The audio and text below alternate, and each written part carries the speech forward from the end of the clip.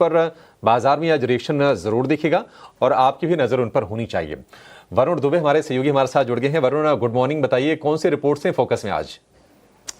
Good morning अभिषेक। तो देखिए, reports तो दो ही है अब, क्योंकि रिजल्ट सीजन भी खत्म हो चुका है और जिस तरह से जियो पॉलिटिकल टेंशन शुरू है, इसके रिपोर्ट्स थोड़ी कम आई है, लेकिन जो भी आई है वो दमदार आई है। एचडीएफसी लाइफ पे एक आई है, एंटिक ने मैनेजमेंट के साथ बैठक की और उसके बाद देखिए खरीदारी की सलाह दे रहे हैं। 860 रुपये के प्राइस टारगेट ये दे रहे हैं।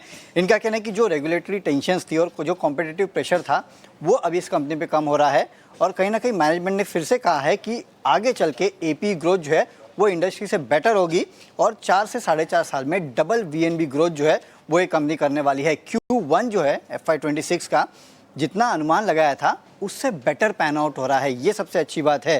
अप्रैल और मई में रिटेल एपी ग्रोथ जो है वो 10% रही है और कुल एपी ग्रोथ जो है वो करीब 14.5% के आसपास रही है।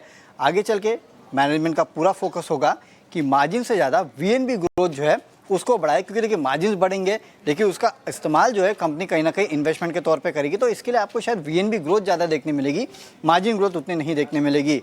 एजेंसी और ब्रोकर चैनल जो है वो कहीं ना कहीं इस कंपनी की ओवरऑल ग्रोथ जो है उसको ड्राइव करेंगे।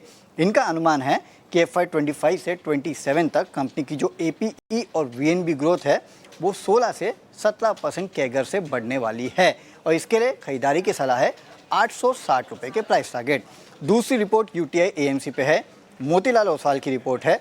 खरीदारी की सलाह है, लक्ष्य इनका 1550 रुपये का है। इनका कहना है कि अगर फंडामेंटल्स अगर आप देखेंगे तो अच्छी खासी रिवाइवल यहाँ देखने मिल रही है, खासकर इक्विटी मार्केट में ये मार्केट शेयर गेन भी कर रहे हैं, ये एक अच्छी बात है। और पेनिट्रेशन लेवल जो है खासकर B3 सिटी से इस कंपनी का बढ़ता हुआ नजर आ रहा है, ये एक अच्छी बात है।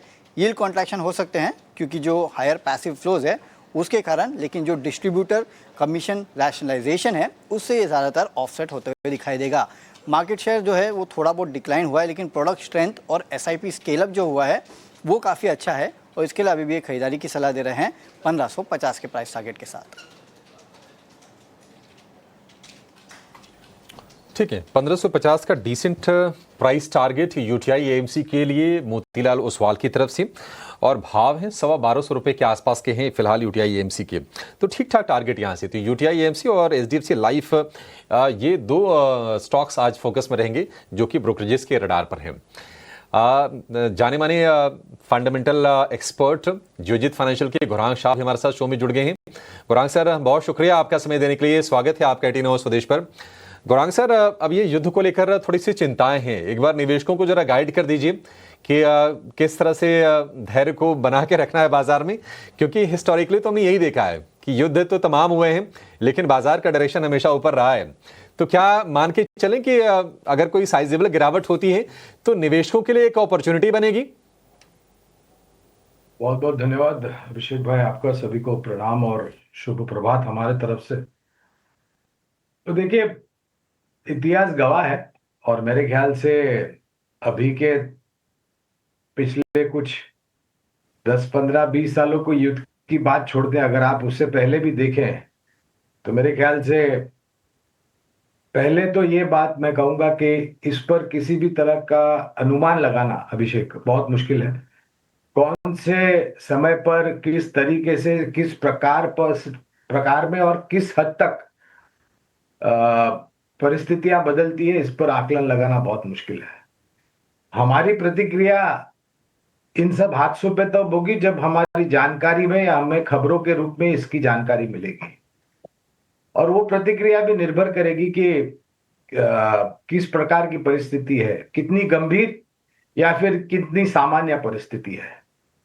और हर एक इस तरह के युद्ध के पश्चात एक चीज जो हमने सबने देखी है कि बाजार अपने आप को संभाल लेता है, और मैं अगर गलत नहीं हूं तो मैं उस हद तक भी टिप्पणी करूंगा कि भारतीय शेयर बाजार मेरे ख्याल से सबसे पहले संभलते भी है और उभरते भी है।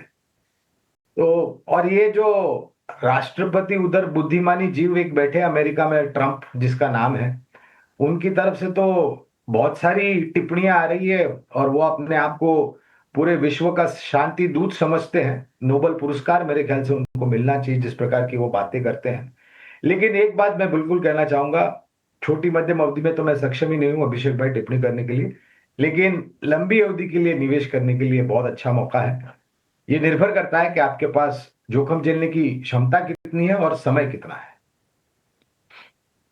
जी बिल्कुल गौरंग सर, और लंबी अवधि के निवेश के मायने हम भी जानते हैं और इसीलिए आपसे लंबी अवधि के निवेश पर आपके एनालिसिस लगातार पूछते भी हैं और हमारे मार्केट पार्टिसिपेंट्स को काफ़ी मदद भी मिलती है आपके लॉन्ग टर्म एनालिसिस और लंबी अवधि के निवेश के नज़रिए को देखकर सुनकर। Thank you so much for that. आपसे और बातचीत जारी रहेगी, लेकिन इस बीच लगातार 18 आवर्स स्वदेश कई सारे सेगमेंट्स